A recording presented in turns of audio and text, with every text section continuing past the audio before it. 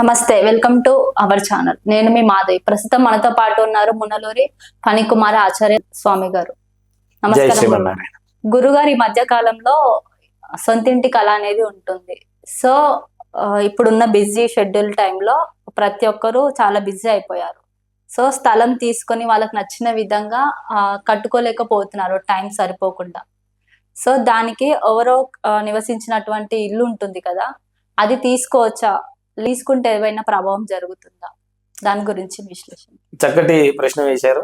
అంటే ఎవరో కట్టినటువంటి ఇంటిని మనం తీసుకోవచ్చా, లేదా అది కొత్త ఇల్లు అయినా సరే వేరే వాళ్ళు నిర్మించినటువంటి ఇంటిని కూడా తీసుకోవచ్చా? అంటే ఇప్పుడు కాంట్రాక్ట్ గా ఇస్తూ ఉంటాం మనం కొన్ని ఇల్లు, లేదా ఆల్మోస్ట్ ఆల్ కట్టబడినటువంటి ఇంటిని కూడా మనం కొనుక్కుంటూ ఉంటాం. ఎందుకంటే మనకు ఉన్నటువంటి ఈ రోజుల్లో మనం అక్కడ ఉండి కట్టించుకోలేం కాబట్టి, లేదా ఆఫీసులని జాబ్స్ అని అందరికీ కొంతమందికి తెలియకపోయి ఉండడం వలన కూడాను ఈ యొక్క గృహ నిర్మాణంలో అందరూ కూడా ఏం చేస్తారంటే కట్టినటువంటి ఇంటినే చక్కగా తీసుకుంటూ ఉంటారు. అందరూ చేసేటువంటి పని ఇప్పుడు అదే, ఏదైనా అపార్ట్మెంట్ కావచ్చు, ప్లాట్ కావచ్చు, లేదా ఇండివిజువల్ హౌసెస్ అయినా.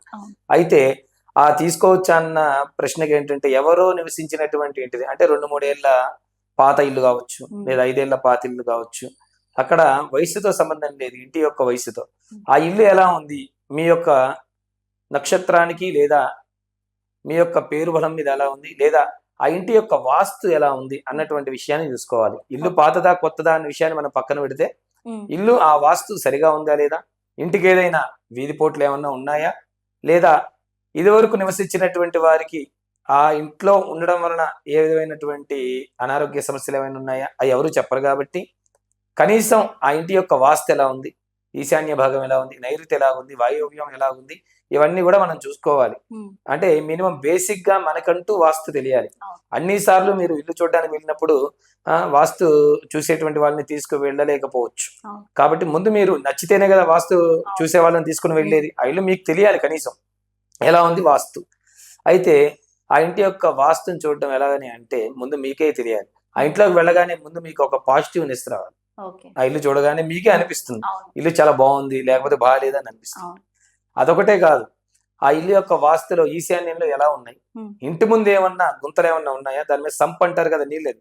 అందరు చేసేటువంటి తప్పు ఏంటంటే, వాస్తులో ఆ మెట్లు ఉంటాయి కదా, ఇంటికి ప్రధాన ద్వారం ఉంటుంది, సింహద్వారం అంటాం.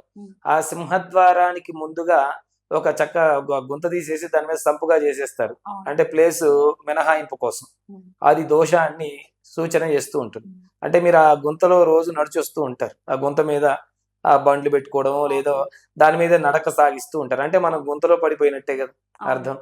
లేదా కొంతమంది ఇంకా ఏం చేస్తారంటే, ఆ యొక్క సంపుని తీసుకుని వెళ్ళి ఆగ్నేయంలోనూ లేదా వాయువ్యంలోనూ పెడుతూ ఉంటారు. అంటే ఆ సంపు ఉండొచ్చు అంటారా, ఉండకూడదు అంటారా? అలా ఉండకూడదు, వాస్తు ప్రకారం ఉండాలి. ఈశాన్యంలో నీటి అంటే నీరు దేనికి, స్వచ్ఛతకి కారణం. నీరు ఉండొచ్చు అంటే శుద్ధమైన నీరు ఉండొచ్చు, మంచి నీరు అని అర్థం. ఈశాన్య భాగం నుండే మనం పైకి ఎక్కిస్తూ ఉంటాం ఆ నీటిని, ఏది ట్యాంక్ కి ఫిల్ చేస్తూ ఉంటాం.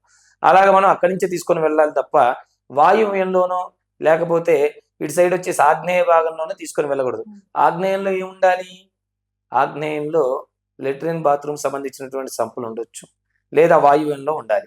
అవి కూడా కొనకి వెళ్ళకూడదు, అంటే చివరిగా, అంటే చివరి దాకా వెళ్ళకూడదు. ఆ ఇంటి యొక్క వాస్తు ప్రకారంగా చివరికి వేయకూడదు ఎప్పుడు కూడా. దానికంటూ ఒక లెక్క ఉంటుంది, ఆ డిగ్రీల కోణంలో మనం చూసుకొని వాటిని ఏర్పాటు చేసుకోవాలి. ఎలా పడితే అలా చేసేసుకుంటే ఆ యొక్క దోషం అనేది ఏర్పడుతుంది.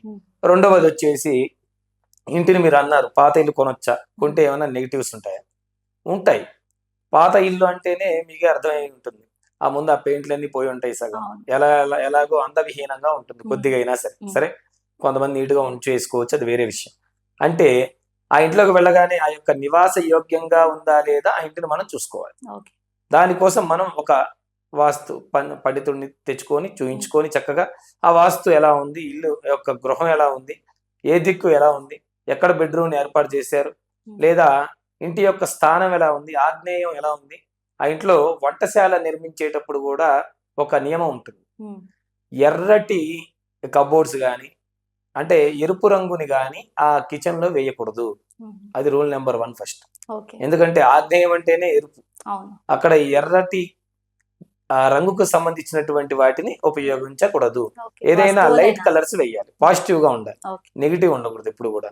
అదే విధంగా మాస్టర్ బెడ్రూమ్ అంటారు మనం, నైరుతి భాగంలో ఉంటుంది. ఆ నైరుతి భాగంలో కూడా ఆ యొక్క బెడ్రూమ్ లో గాలి వెలుతురు వచ్చేటువంటి విధంగా ఇల్లు ఉందా లేదా మనం చూసుకోవాలి. అంటే కొన్ని ఇల్లు ఏమైతాయంటే అటు ఇటు మూయబడి ఉంటుంది, ఒక విండో అంటే కిటికీ కూడా లేకుండా ఉంటుంది, అది కూడా దోషాన్ని సూచిస్తుంది.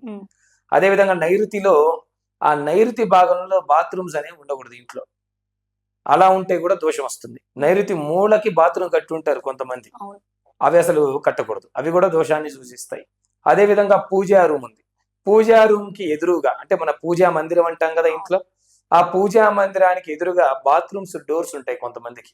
మనం చూసినట్లయితే డబుల్ బెడ్రూమ్స్ కి ఎక్కువగా ఈ యొక్క అపార్ట్మెంట్స్ కావచ్చు లేదా ఇండివిజువల్ హౌసెస్ కు ఉంటాయి. అలా పూజా రూమ్ కి ఎదురుగా ఈ యొక్క బాత్రూమ్ డోర్స్ అనేవి ఉండకూడదు. చాలా మంది ఏమనుకుంటారంటే కట్టెన్ వేసేసాం గురువు గారు, మాకేమీ అడ్డు లేదు ఇబ్బంది లేదు అంటారు. ఉన్నా లేకపోయినా కట్టెన్ అనేటువంటి తాత్కాలికం, జరుపుతూ ఉంటాం చేస్తూ ఉంటాం. వాస్తు ప్రకారం అయితే దోషమే కదా. పూజా మందిరానికి ఎదురుగా ఉండాలి, ఏదన్నా ఆ బెడ్రూమ్ లో డోర్ కానీ కిటికీ కానీ ఉండాలి తప్ప బాత్రూమ్ ఉండకూడదు. అది కూడా దోషాన్ని ఏర్పాటు చేస్తుంది, దోషపూరితమే, ఇంకా అందులో ఏమి ఉండదు. ఇంకా అది కూడా చేయకూడదు, తప్పు. అంటే స్వామివారు ఉదయాన్నే పూజా మందిరం ఆ తలుపులు తీయగానే ఏం చూస్తాడు, ఆ బాత్రూమ్స్ ఉంటాయి ఎదురుగా అసహ్యంగా, కాబట్టి అవన్నీ కూడా దోషపూరితంగా ఉంటాయి అన్నమాట.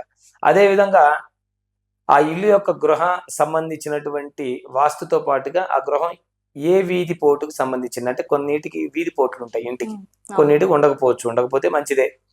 ఆ వీధి ఎలాంటిది అంటే అటు దాకా వెళ్ళి ఎండ్ అయిందా, లేదా మన ఇంటి సింహద్వారానికి ఎదురుగా ఆ ఈశాన్య మూల గాని ఆగ్నేయ మూల గాని ఏదన్నా వేరే రోడ్ ఏమన్నా వచ్చిందో చూసుకోవాలి. దాన్ని వీధి పోటుగా మనం భావన చేయాల్సి ఉంటుంది.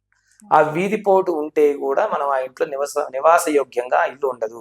దానివల్ల మనకు అనవసరమైనటువంటి ఆర్థిక సమస్యలు, అదే విధంగా అనారోగ్య సమస్యలు ఉంటాయి. అదే నైరుతి భాగం పెరిగితే యాక్సిడెంట్స్ ఇవన్నీ కూడా జరిగేటువంటి ప్రమాదం ఉంటుంది.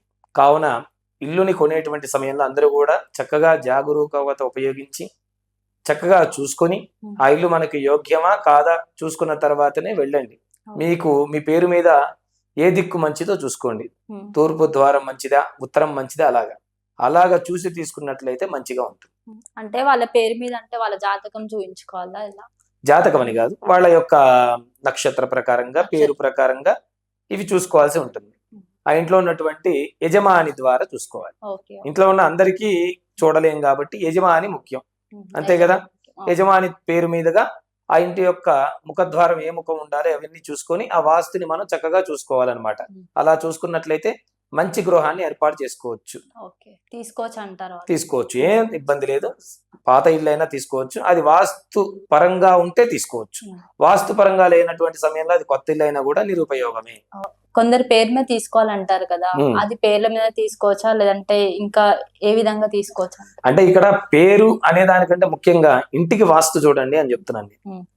పేరు పక్కన పెట్టద్దు, పేరు మీద ఎలాగో తీసుకుంటాం, ముఖం ఏ ముఖం వచ్చిందో అందరూ అడుగుతూ ఉంటాం, మనకి దక్షిణ ముఖమా తూర్పు ముఖమా ఉత్తర ముఖమా అని ఇంటి సింహద్వారాన్ని సూచన చేసుకుంటూ ఉంటాం.